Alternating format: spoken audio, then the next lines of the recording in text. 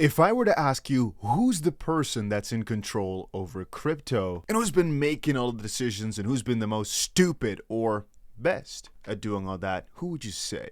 I mean, for Europe, things are getting crazy right now in terms of crypto regulations with MiCA, but I guess in the US it ain't really that much better, with obviously our man Gary Gensler always being a little bit of a maniac, putting it lightly. But a couple of things have just come out that I think were quite interesting, that I just thought I should share. Now, one thing that I thought was quite peculiar is this right here. Thank you, Brian Armstrong, Coinbase, for doing something. Well, for doing what? Gary Gensler has been talking out of both sides of his mouth for years. His positions on crypto have been totally inconsistent, and the public deserves this transparency. Now, what are we referring to? What are we talking about? We're talking about the idea that Coinbase is seeking access to Gary Gensler, who, by the way, is the chairman of the SEC, which is basically the agency that took, or tried to take control over crypto, and who's also the main entity who's fighting all these legal battles with entities. So with Coinbase, with Ripple, you name it, it's the SEC who's suing them.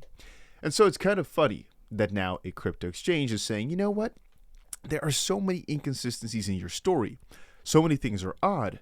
We want to see your private emails. And really, when I'm looking through the news over the last few days, everywhere they're not sitting still. I mean, one more thing is that I saw that, we'll cover it in a second. Let's just first take a look at this one. Republican National Committee approves draft of party platform to defend the right to mine and self-custody Bitcoin. The thing I wanted to show was how some of the rules that have been made in crypto recently might be overturned again. But I guess everything in that department, what if I were to just straight up fall on my freaking face here? Because I'm sitting like legs up.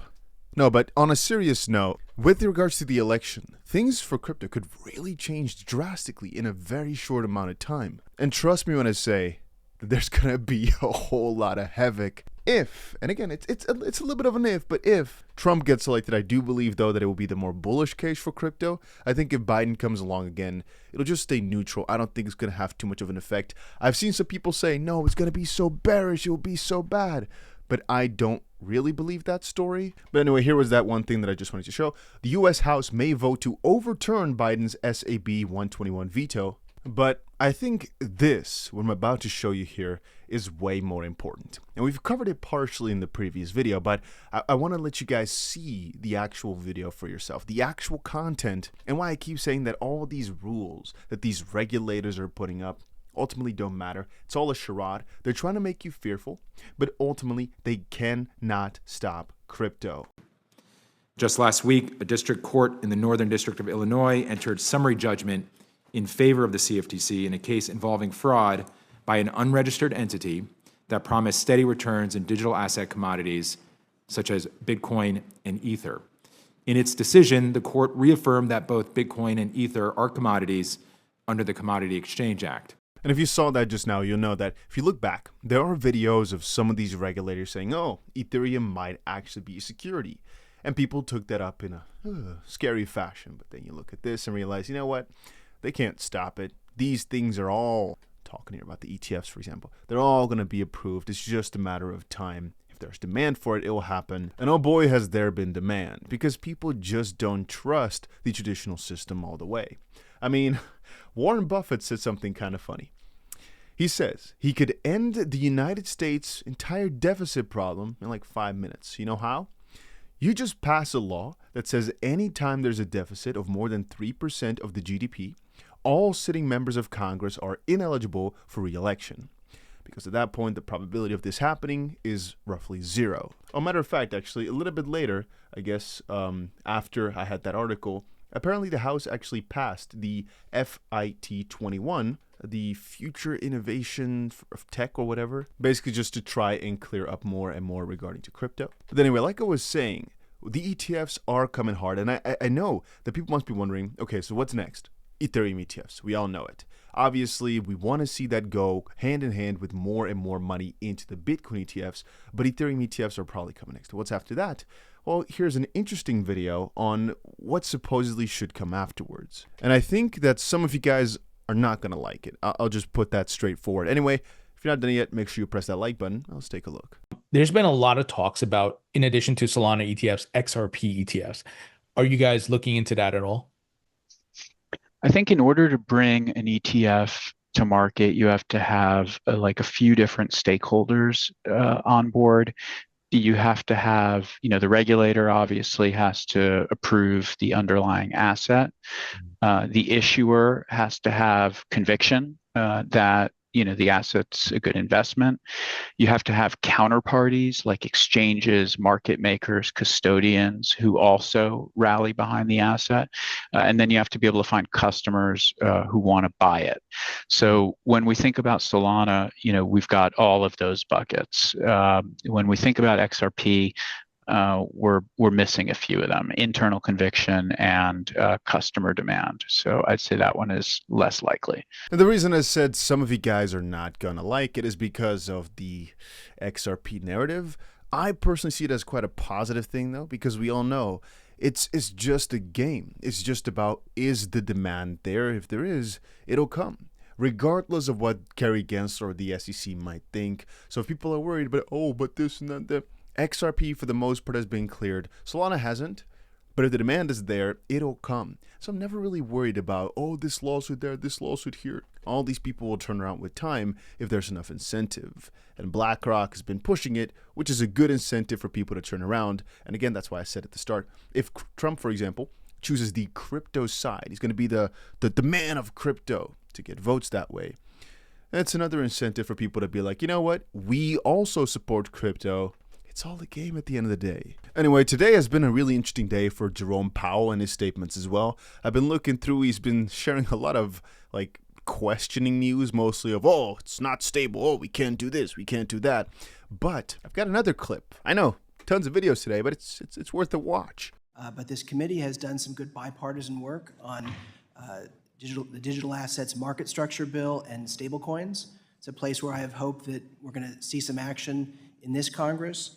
I know you and I have privately spoken about stablecoins, and here in the House, in a bipartisan way, we've been working diligently to pass a bill to regulate payment stablecoins.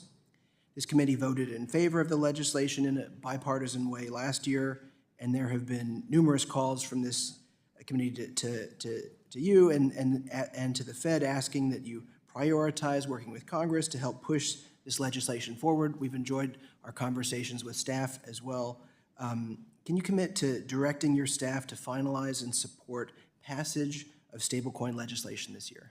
So we've been, really pleased to take part in this process, and very much appreciate being included in it, and we'll stay with it. We think it's really important that we have a federal framework for stablecoins, and again, we'll be all in on working with you to get that done. So again, it shows if the demand is there, it'll come. I'm not too worried about anything.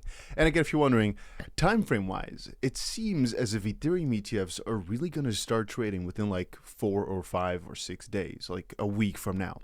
And to a certain extent, that's kind of scary. The fact that right now is one of the last moments to stack up crypto for the cheap, because I'm telling you right now, there's a small chance that things go wrong, but the chance that it's going to go right is so high that I would not really understand people that don't have any sort of position open, because I don't see any chance that Ethereum is not going to go above $5,000 again over the next few months.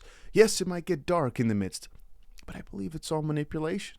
I believe it's all to make you sell, make you afraid, because trading is PvP. Player versus player. If they're winning, you must be losing. And the only way, I guess, to win in this sense is to go with whatever choices that they're making. And again, they're putting their money where their mouth is.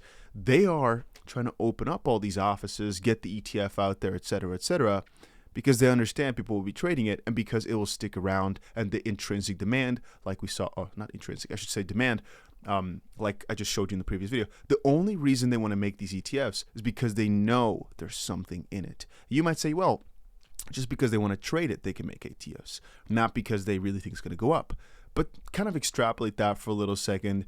Just trading it, but it's not going to go up, means it's either sideways or down. Well, if something's going to keep trading sideways forever, there's not really too much to trading it, right? And if it's going to go down, it's a very short trading time. So all the money and all the effort putting into it for it just to die out really quick. It's kind of stupid. And I always think, and please let me know down below if you disagree, but if BlackRock's analysts have done their due diligence and all those other institutions, and they think that this is definitely worth getting into, who am I to be a smart ass and say, nah, they're wrong? I mean, you can say that if you're a freaking genius, but let's just be real here.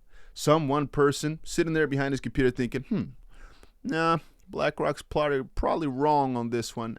I'm taking BlackRock's opinion on the matter any freaking day of the week because it's just so simple. Just follow their flow, easy money. Yes, you'll make more money if you're being a little bit ahead of the curve, doing some smarter moves, but I'd say just simply enough. Going big on Ethereum right now, I don't think it's too crazy. Again, please guys, not financial advice, just my thoughts and the videos that I'm sharing here. But from my perspective, yeah, it's just an easy one. There's so much manipulation, so much garbage. But if you look through it, you know that things are getting big here.